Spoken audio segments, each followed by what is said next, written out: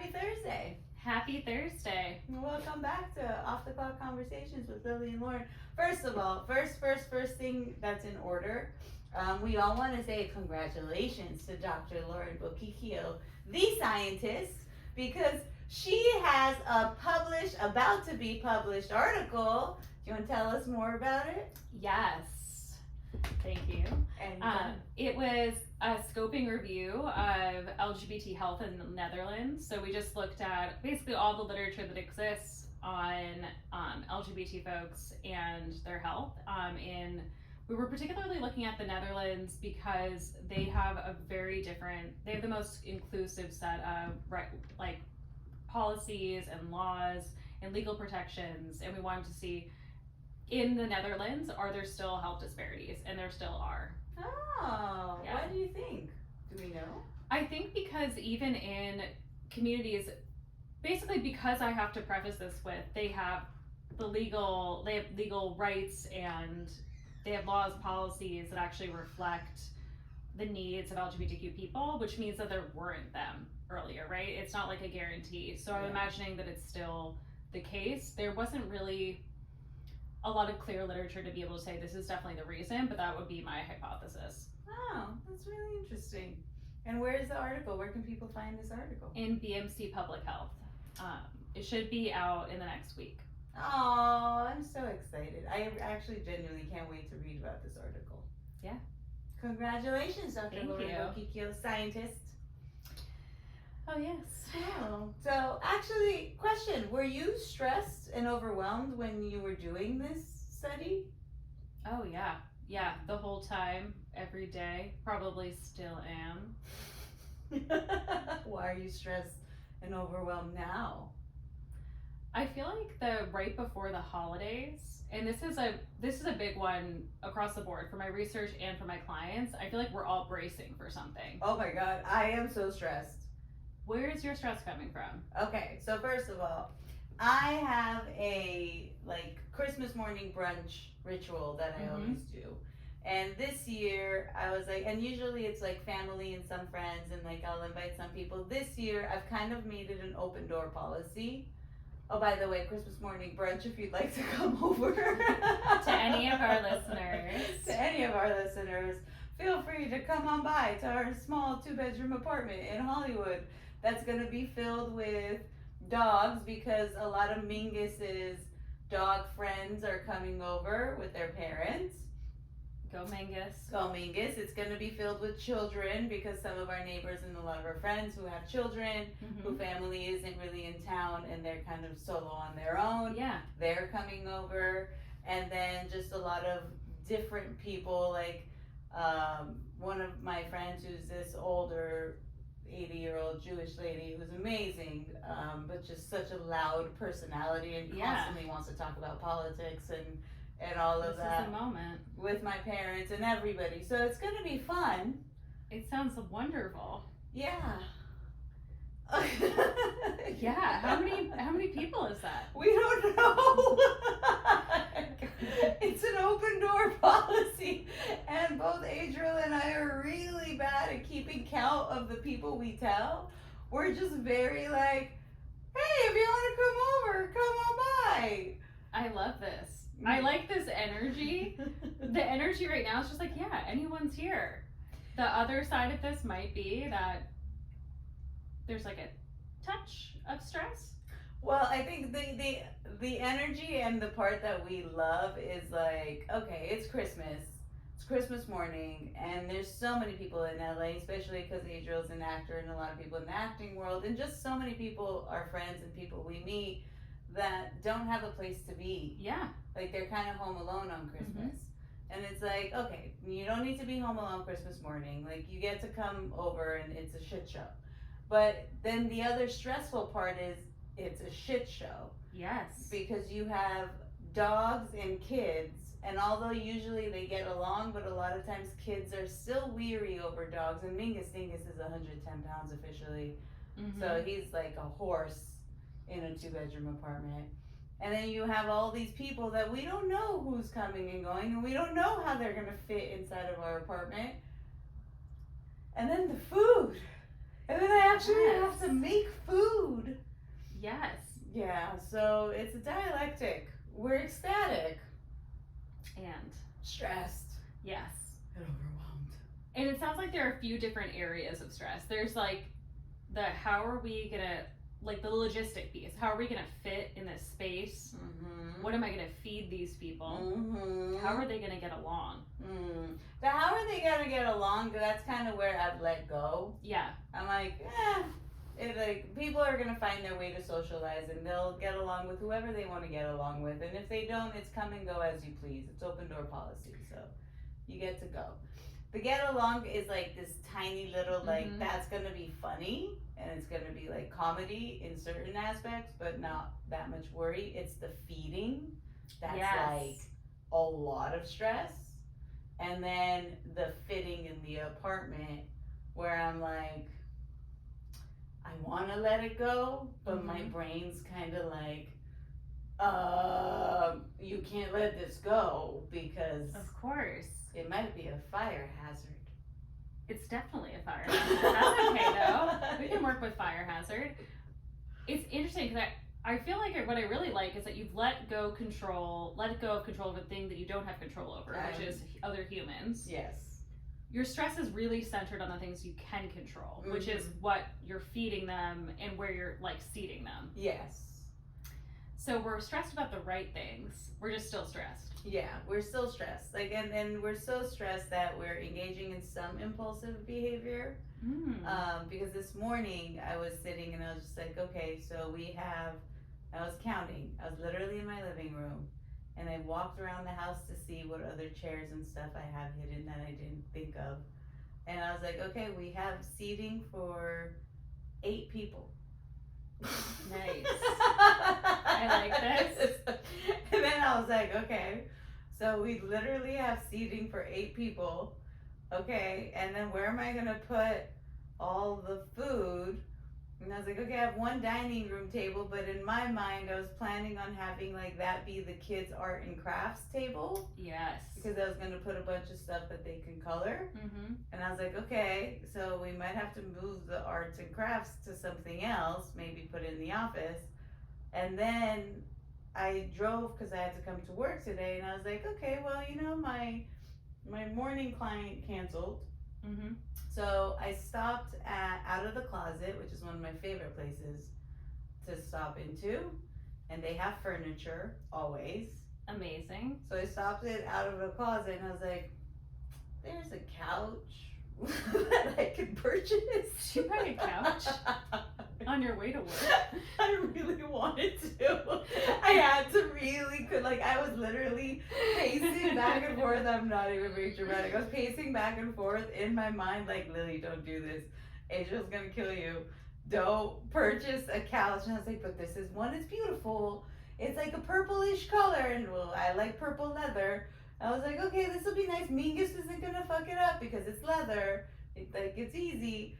And I was like, walking back, Lily, don't do it. But Lily, this is such a good couch. But it solves a problem. It solves, but that's where I was like, but it only adds like 3 people. Yes.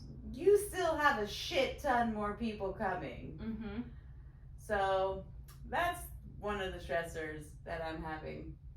Okay, I like this though. I like the trying to problem solve. Lily's really taking a problem solving approach. I'm trying. And trying not to create new problems in the process. Trying really hard not to be impulsive. This is one of those things with stress where you're like, rumination is helpful if it leads to problem solving, but sometimes the problem can't be solved. Yeah. Like there are definitely the seat to person ratio will be off. It's just a fact. You think so? Really? Yeah, and I think the sooner we accept that, the sooner you do not buy a couch. So you don't think by December 25th there'll be this like miraculous way of even having seats in air? You know, I feel like there was some Japanese technology for this. However, I don't think we're going to have access to it in the next week. So if I can't solve the problem, what am I supposed to do? We're gonna accept it. You're gonna have a kick-ass party where you're gonna have people doing a nice lean, leaning on the wall. We'll figure out what they can do later, but I like where your head's at, and I think that there might be a middle path here where you're like getting some. It's like a BYO chair situation. Oh my god. Oh, I've done that before. Oh my god, I actually do like this idea. Bring your own chair. Yeah. And it's funny. It is actually funny. Because when you see people walk through the door and you're like, okay, well, that was kind of weird to bring an ottoman, but you do you. And it's one of those things with stress where I always find that when I'm that stressed, kind of like wound up about something, the answer is so hard to find because I have that tunnel vision. Yeah, I agree. I 100% agree. And I love that we're actually talking about stress and overwhelmness because it's, at least for me, I'll say not a lot of things stress me out and overwhelm me, but throwing parties don't necessarily stress me out, but I think this is stressing me out double because I have this, which is kind of like open door policy, and then January 12th, I have the opening of Rediscovering You party. Yes. I knew I had plans on the 12th. I knew. You cannot forget these plans. No, I know. And I said no to a plan, and I said I didn't know why. But I felt like I had a plan on the 12th. Okay, that's great. Okay. So proud of you. Now we have a recording. Having two of those, the stress of both is now turning into overwhelm. Yes, of course. Yeah, that's piling on. So you have like the sequential, like, intense. There are different types of intensity, like feeding a lot of people versus having people coming in and out and having to address them and like be there and market yourself. Different types of stress, but and I think that's to kind of give maybe some psychoeducation about stress and overwhelm. The way I describe it and the way what I'm experiencing right now is like the idea of, okay, I have this thing in my mind that I have to problem solve, and that thing in my mind that I have to problem solve, and I have a timeline, and I have these things that I have to do, and those things I have to do, and like I have work things and personal things, and then when I keep thinking about one after the other, after the other, after the other, after the other, well, of course I'm gonna get overwhelmed. Of course. With all of these things and not know what to do. And then I can't think, like you said earlier, like I won't be able to problem solve effectively because, why? Because your brain is fully having tunnel vision about the problem. When we're so dead set in the problem, we can't see anything else. You can't see the forest through the trees. Yeah. So what do we do when we're so dead set in a problem that truly feels like a problem that I have to solve right now? I usually say stay in it and just suffer as one option. Another option is distract and get yourself back to baseline, and then you can deal with it. What are the others? Suffer or solve the problem. So I usually pick suffering, but on the off chance I'm choosing solving the problem, we can also go that route. I had this recently, and it was not really, it wasn't something that was like an overwhelming issue. It wasn't something that was like groundbreaking, life-changing, but I had a dinner reservation. And I just needed to say that because I felt so stressed about it and I could not right size it. Like I couldn't be like, it's a dinner reservation with two people that you're very close with. One of them you're married to. Like I couldn't put it in perspective. But I had made, on Tuesday I'll be in New York, and so I made dinner plans with one of our friends in Charles, my husband, and for after work. So I Google map it from where my office is in New York into the restaurant, and it's 16 minutes, but I had made the reservation 15 minutes after my last session. Oh my god. So for the past week, I'm like, how the fuck am I gonna make it? If I'm 1 minute late, I'm gonna fuck this reservation. And it's just like the most intense, and it never did occur to me, maybe just see if you can move it by 15 minutes. Maybe. It just, I felt like I had in my head, no, we're meeting at 8:30.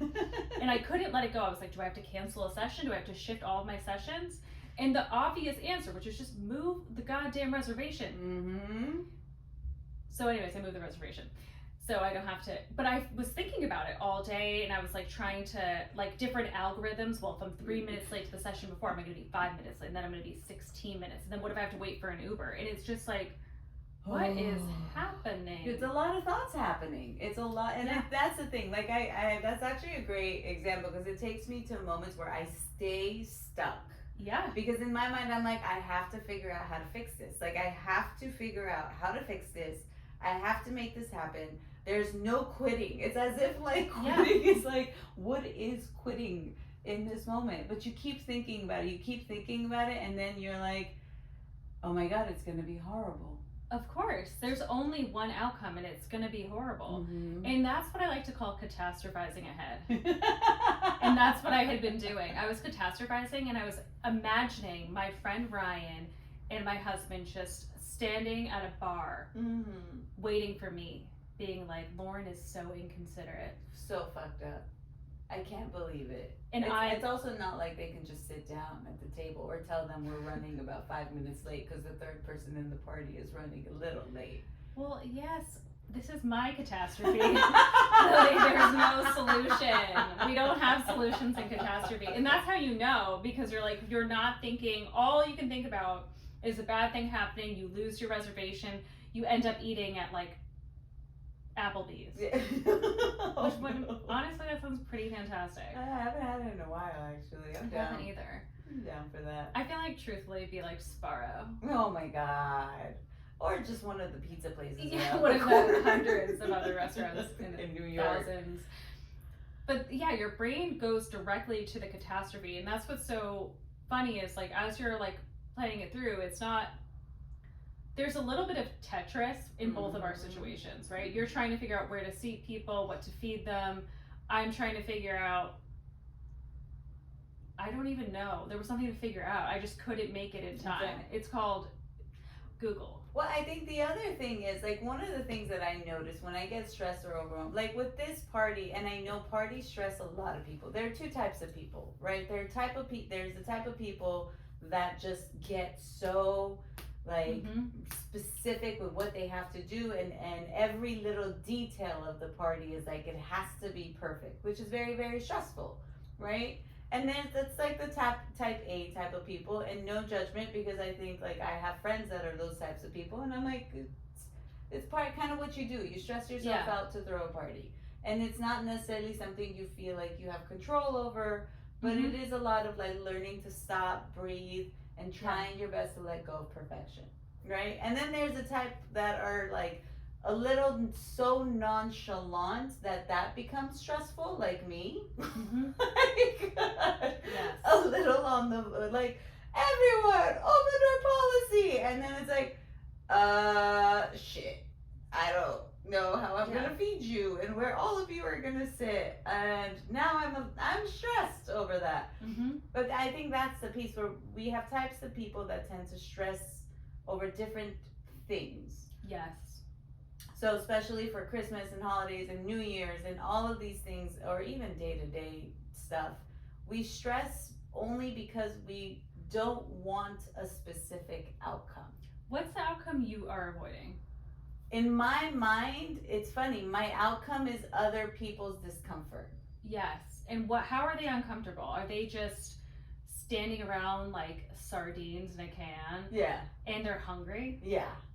Yeah. And or like, I don't have enough food for people because I didn't calculate correctly, and everyone's just standing around, and they're just staring at each other with no food in their hand, and like literally like just a bunch of dogs. And my other discomfort is, how are the dogs gonna be?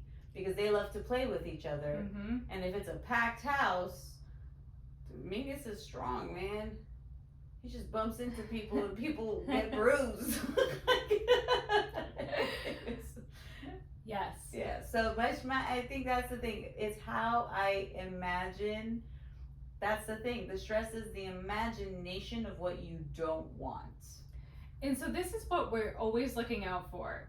is when we start to imagine the catastrophe. When you're just catastrophizing, you have a whole scene in mind. You could make, like, you could really set the stage for a musical right now. You really can. Of like suffering. And once you have that image in mind, you know that's stress, right? Yeah. Stress likes to create very, very vivid images of what's going to happen. Mm-hmm. With like a good friend and your husband talking, like shit talking you about how late you are. Of course, that's what it does. And that's really an indicator. It's interesting because those images, if we look at them the right way, we're looking at them as a signal something's up. Yeah. You're feeling stressed. If we're looking at them the wrong way, they become a prediction. Mm-hmm. And that's really the difference that we want to start to pick apart. Is like, is it a prediction about what's going to happen? It could be both of those things, but in reality, we need it to be a signal for us to do something different. So this is the thing. So why does our brain go there? Why do we do that? Our brain is trying to map out the worst case scenario to try to protect us. Yeah. And this would be helpful. And this is something that we do very quickly. Like when you're crossing the street, mm-hmm. you're quickly seeing what's going on around you, so you know whether or not you can cross. Because you're going to do the prediction. If that car is moving at this pace, this isn't a physics test, but can I make it to the other side of the street before it hits me? Mm-hmm. And when I'm doing that, I'm trying to predict, like, how can I get to the other side? If I can't, I want to know that as well. I want to know what the bad outcome would be. Mm-hmm. And this helps protect us in a lot of situations, but just not in these. Like a lot of what we've been talking about over the past month on Off the Clock has been survival. Yeah. And this is a survival skill. Stress is an indicator light for us. Mm-hmm. It's just not the indicator light that we need. Yeah, I agree. And it's one of the things, my favorite saying, the brain is the smartest and dumbest organ. Mm-hmm. Right? And it really is, one, it's an organ. People tend to forget that it's an organ. But the other thing is, like, if I like my imagination of what's gonna go badly is like, it's based off of whatever that's coming within me, right? Another person throwing this party wouldn't have the same imagination. It would be something a little bit different, right? Yeah. So if the fear is coming from my own history or my own background or whatever things that I have experienced or mm-hmm. always people have told me to be afraid to experience. So my imagination now is coming like, I'm not going to have enough space, which I can imagine my mom being one of the people that's like, well, how are you going to fit all these people inside mm-hmm. your house? I have yet to tell her, so Shiva hasn't been able to comment and bring a little bit of her worry and anxiety into this. But I think my brain's already like, just like Shiva, how are we going to fit all of these people inside of the house? Yeah. Right? And my mom never tried to induce this fear inside of me. It's just kind of how her way is, her culture's been, the things that they've always worried about. So now my brain is imagining this scene and my body is kind of like, oh, we need to fix this because this is not, we don't want this to go that way. So your body's kind of like, I got a problem solved. But if I actually look at reality, we don't know shit. Yes. Right now, we're sitting on a couch. We don't know what it's going to look like December 25th. Mm-hmm. Today's December 14th. Yes. 11 days to go. True. So the brain can't tell the difference between that imagination versus reality. And if you were going to just cope ahead without the catastrophe, what would you do differently when you're imagining a situation? Honestly, I think I would just kind of imagine the reality and the people walking through the door, because I have an idea of the people that are attending and that are walking through the door. Yeah. So I would just imagine the way they walk in the door and imagine how they would react and act while they're standing around. And all of them would probably be talking to each other and have like a drink in their hand or be playing with the dogs. The dogs are always a thing. And then the parents would be sitting at the art table with their kids or standing and hovering around. Some people would just kind of come, especially our neighbors. They'd probably just come, stay for a little and bounce. It's not going to be like a party. Yeah, and it's not going to be one in which it's going to be static, where people aren't going to, there isn't going to be movement. And so as you're actually thinking about it and thinking, well, how many extra chairs do I really need? Because people will be in and out. Yeah. And so you're starting to imagine the reality of it, which is I kind of generally know how many people are going to be there to stay and how many people might be in and out of the party. Yeah. And what it would actually be like if they did stand. I think that's the thing. I just would have to create space. Yes. I'd have to spread out the living room and create space, which that's easy to do. And kind of, I'd move the dining room table to closer to the kitchen and have the kids be in that section. Although it'd be a little bit hot because we don't have a window in there and we cook probably all day baking. But the kids will be fine. Yeah. They're children. Yeah, their children will survive. They adapt. And that's what's awesome. Like, I think and the difference between earlier and now is you're not asking big questions like, what am I going to do? Where am I going to, and those questions seem to start to amplify the anxiety. Yeah. Instead of asking yourself, how will I do it? And so when you ask yourself, how will I do it? You actually walked through, okay, well, I'd have to create space and started to actually come up with tangible ideas. And so I feel like those other questions could be somewhat unanswerable. Yeah. And what we do know is there are ways to navigate this. And our brain is like, yeah, I guess, yes, again, like that smart and stupid brain that's like, can figure out complicated questions, but also likes to get stuck in them. And the thing is, it's interesting, as you're asking me to imagine my COPA, like imagine what the reality might look like based off of what I think and do a COPA head plan, the anxiety in my chest and that overwhelming feeling starts going away. Yeah. And I actually start feeling a little bit more like comfortable in my own skin. And I'm pretty sure my voice even changed probably. Once we listen to this, we'll realize. But I felt so much calmer because I'm like, okay, actually, you know what? If I imagine it as the reality of I think it is, it's going to be actually amazing. And I could see the people that are going to be standing around enjoying it and having a good time. And it's so great that you're actually able to start to bring in other thoughts, not just the stress thoughts of like, oh, imagining it going well. And that's probably the most likely scenario. Yeah. It's probably very rare that there's some, huge like war over a seat on the couch. And when we're thinking about coping ahead, the one thing I realized I didn't do was define that for our listeners, which is really just being able to think about a situation that causes stress ahead of time and start to identify things that may help to mitigate or buffer the stress. Yeah. And being able to play the tape through on it and see what are all the different things that could come up. And the way that we differentiate this from catastrophizing ahead is we actually, in this scenario, figure out what we're going to do rather than kind of spinning in the bad stuff. Yeah. And so we imagine coping effectively with whatever it is. We do, and I think that's the piece. One of the reasons I love the COPA head skill, and I always ask my clients to sit there and do it and imagine what they're going through, because it's one of the techniques, and I'm a basketball fan, so it's one of the techniques that Kobe Bryant actually used to use constantly, and Phil Jackson used to teach all of his players to do, which was sit down and imagine themselves playing the game from start to finish.